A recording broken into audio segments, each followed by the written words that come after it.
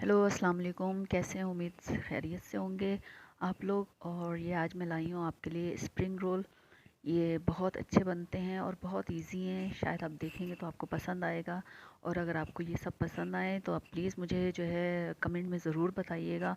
और लाइक करें, शेयर करें अगर आपको ये पसंद आती है तो। वैसे तो ये बहुत आम सी चीज़ें हैं, हर घर में अक्सर ये होती हैं ये चीज़ें।